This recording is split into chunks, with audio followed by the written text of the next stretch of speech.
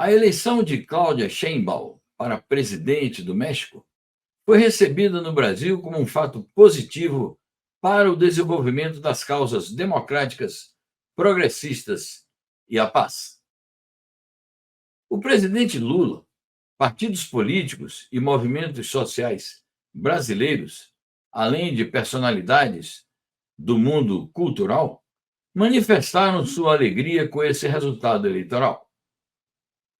Entrevistamos a advogada, mestra e doutora em ciências jurídicas, Carol Proner, que detalhou aspectos importantes do perfil político e do programa da presidenta eleita.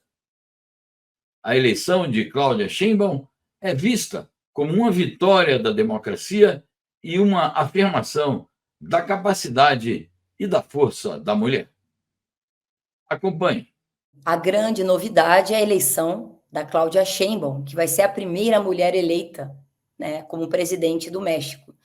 Bom, muita gente pergunta, é um governo de continuidade, consolidação? Ela mesma diz que tem um selo próprio na continuidade, porque ela tem uma formação acadêmica marcadamente ligada à área do meio ambiente, à área, portanto, da proteção e da transição energética. Ela tem formação, é uma cientista, vem de uma família de cientistas, e ela defende o que Manuel López Obrador, o AMLO, também defende, que é a quarta transformação. A quarta transformação se diz em relação às transformações anteriores. Aqui é uma coisa que nem sei se todo mundo sabe. A primeira revolução é a independência, a segunda as reformas liberais do século XIX, a terceira a Revolução Mexicana e agora, então, a quarta revolução, que inclui aqui uma série de programas e políticas de transferência de renda que são possíveis, evidentemente, porque tem uma força muito grande no Poder Executivo e a maioria do partido Morena, fundado por ela, a vencedora das eleições, né, também no Congresso, por exemplo, no Poder Legislativo. Então, aqui temos a união do Poder Executivo com o Legislativo.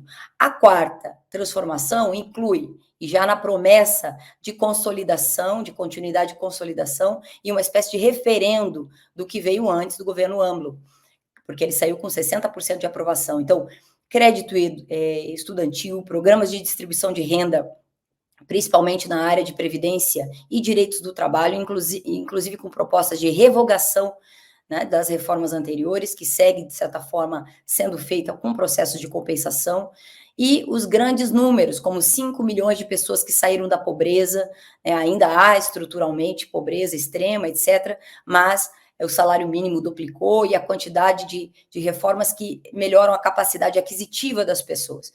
A segurança pública é uma campanha muito forte da Cláudia, ela propõe continuar uma série de reformas que ela mesma conduziu quando foi prefeita da Cidade do México e teve números importantes na educação e no melhoramento da carreira dos policiais. É legal também perceber como é que eles fazem os programas ligados à questão policial e de segurança pública ao lado ou paralelamente à campanha de melhoramento estudantil, tanto em todos os níveis, com bolsas de estudantes de primeiro ao último nível, em todos os níveis, becas, né, como eles chamam, e também becas universitárias e também melhoramento da carreira policial de modo geral em todo o país. Então, compara a segurança pública, a importância fundamental da importância da segurança pública com a educação e também com os serviços de saúde.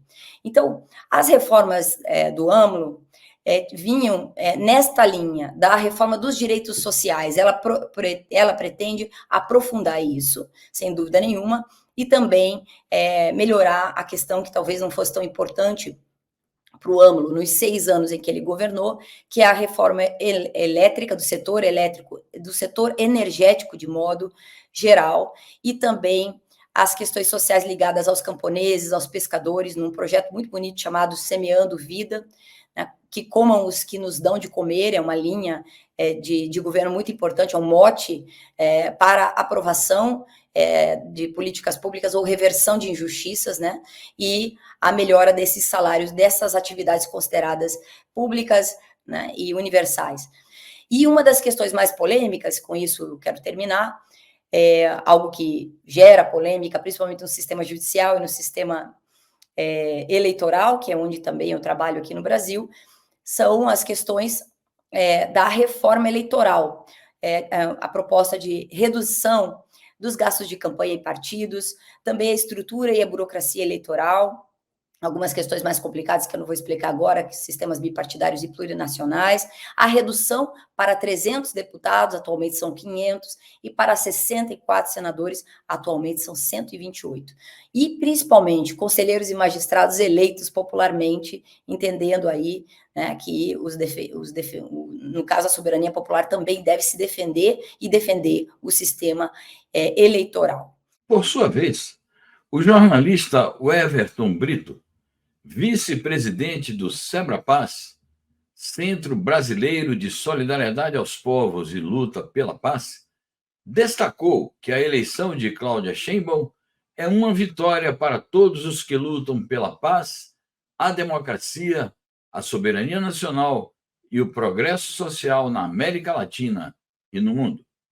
A vitória de Cláudia Sheinbaum no México neste último domingo tem, a meu ver, 4 dimensões principais. A primeira é que, diante do ascenso de forças de extrema-direita e das ameaças à paz no mundo, a vitória, da forma que foi expressiva, em um país importante como o México, de uma força progressista, comprometida com a paz, é um alento importante.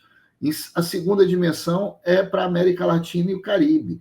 A vitória contundente do movimento do Morena, Movimento de Regeneração Nacional, representa um impulso concreto para as lutas latino-americanas em defesa da democracia, da soberania nacional e, principalmente, em defesa dessa luta que também é capitaneada pelo presidente Lula, de integração solidária dos países da região. É, sem dúvida, um grande impulso nesse rumo que dá muito alento e esperança para os povos da América Latina e do Caribe.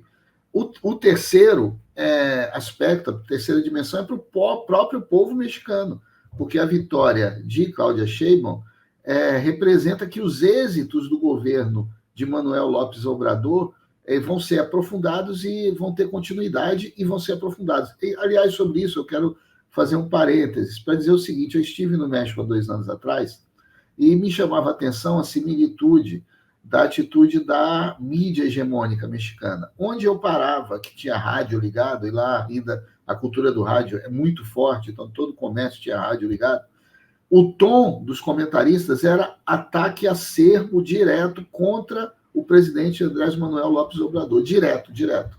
Ou seja, havia uma pressão midiática muito grande de criar um clima de satisfação contra o presidente. E eu acho que foi uma experiência interessante que o López Obrador protagonizou na comunicação direta com o povo público. Para vocês terem uma ideia, todo dia de manhã, 7 da manhã, ele fazia uma coletiva. E, claro, os meios de comunicação eram obrigados a ir. Durante todos esses anos de mandato, Manuel López Obrador foi rara a manhã onde ele não concedeu uma entrevista coletiva, falando diretamente das iniciativas do governo, abordando temas internacionais, enfrentando polêmicas. Fica aí uma coisa para a gente prestar atenção. E, por último, uma dimensão inescapável e positiva também, como todas as outras, é a questão de eleger uma mulher e isso representar um grande triunfo contra o machismo, contra preconceitos, numa região onde a gente sabe que o machismo é muito forte. Então, essas 4 dimensões, para mim, foram as principais na importante vitória do Morena nas eleições mexicanas.